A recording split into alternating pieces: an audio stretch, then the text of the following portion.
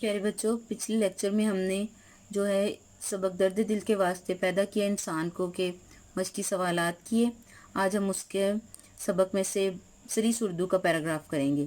سلیس اردو کرنے کے لیے سب سے پہلے ضروری ہے کہ ہمیں پتہ ہو کہ اس پیراگراف میں یا اس پورے سبق میں کیا بات کی جا رہی ہے۔ اس پیراگراف میں سے ہم مشکل الفاظ چنیں گے۔ طریقہ، انداز، در حقیقت، اصل میں، آڑے وقت میں، مشکل گھڑی میں، نامناسب حالات، مشکل گھڑی، باہمی، ساتھ ملا ہوا، بھائی چارہ، اخوت، فروغ، بڑھانا، ترقی دینا۔ سلیس اردو جب کرتے ہیں تو ہم اسی پیراگراف کو جو آسان اردو میں بیان کر دیتے ہیں، اسی پیراگراف کے جو ہم نے مشکل الفاظ جو چنے ہوتے ہیں ان الفاظوں کے معنیوں کو استعمال کرتے ہوئے اسی پیراگراف کی آسان اردو میں تشریح کر دی جاتی ہے۔ دنیا میں رہنے والا ہر انسان کسی نہ کسی انداز میں دوسرے انسان کی مدد کر سکتا ہے۔ اصل میں یہ کی گئی مدد اپنی ہی مدد ہوتی ہے، کیونکہ ہر انسان کو اچھے اور برے حالات سے واسطہ پڑتا ہے۔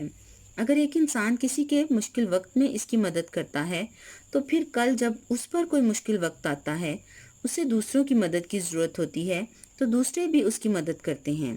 ہم پہلے کسی کا خیال رکھیں گے تو کوئی ہمارا بھی خیال رکھے گا۔ اگر ہم کسی کی مشکل میں مدد کریں گے تو وہ بھی ہمارے مشکل وقت میں ہماری مدد کرے گا۔ اس سے آپس میں اخوت کو ترقی ملے گی، آپس میں خلوص اور محبت بڑھے گا۔ یہ تو ہے سلیس اردو۔ ابھی ہم اس سبق کا خلاصہ کریں گے۔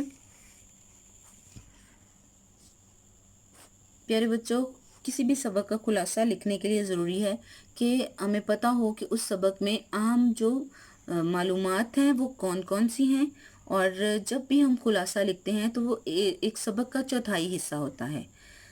انسان اشرف المخلوقات ہے، اس ناطے سے اسے دوسروں کے کام آنا چاہیے۔ یہی زندگی کا اصل مزہ ہے۔ خوشگوار زندگی بسر کرنے کے لیے انسان کو چاہیے کہ وہ دوسروں کی ضروریات کا خیال رکھے۔ یہ فعل اسے دوسروں سے ممتاز کرتا ہے۔ مسلمانوں کی تاریخ حسن سلوک کی مثالوں سے بھری پڑی ہے۔ مدینہ منورہ میں شدید قحط تھا۔ اسی دوران میں 1000 غلے سے بھرے اونٹ مدینہ منورہ کی حدود میں داخل ہوئے۔ یہ غلہ حضرت عثمان غنی نے منگوایا تھا۔ غلے کے تاجر حضرت عثمان غنی سے سودا کرنے لگے، یہاں تک کہ وہ غلے کی دگنی قیمت دینے پر آمادہ ہو گئے، مگر حضرت عثمان غنی سے سودا کرنے پر حضرت عثمان غنی نے کہا کہ مجھے تو اس غلے کا 10 گنا منافع مل رہا ہے۔ تاجر حیران تھے کہ اتنا زیادہ منافع کون دے سکتا ہے۔ جب غلہ آ گیا تو حضرت عثمان غنی نے تمام غلہ غریبوں میں بانٹ دیا کہ اس کا اجر مجھے اللہ تعالیٰ سے 10 گنا ملے گا۔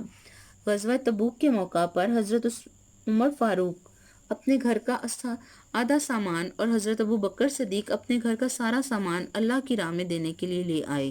اس طرح جنگ یرموک میں زخمی مجاہدین نے خود پانی پینے کی بجائے اپنے مسلمان بھائی کو پانی پلانے پر ترجیح دی، اور یوں یکے بعد دیگر احسار کرتے ہوئے جام شہادت نوش فرمایا۔ ہمیں اپنے ارد گرد نظر آنے والے ضرورت مندوں کی مدد کرنی چاہیے۔ پرانی کتابیں ردی میں دینے کی بجائے کسی ضرورت مند کو دے دینی چاہیے۔ اپنے مال سے ضرورت مندوں کی مدد کرنی چاہیے۔ حضرت محمد کا ارشاد گرامی ہے، ترجمہ: جو شخص اپنے بھائی کی حاجت پوری کرے گا، اللہ تعالیٰ اس کی حاجت پوری کرے گا۔ ہمیں چاہیے کہ ہم رنگ، نسل، مذہب اور علاقے کی تفریق کے بغیر صرف اللہ تعالیٰ کی خوشنودی کے لیے دوسروں کی مدد کریں۔ پیارے بچوں، یہ آپ کا خلاصہ ہے۔ اس سبق کے تمام نوٹس جو ہیں وہ آپ تک پہنچ گئے ہیں۔ ان کو نیٹ کاپیز پر لکھیے گا اور یاد کیجیے گا، کیونکہ آپ کا تمام کام جو ہے وہ چیک کیا جائے گا۔ شکریہ۔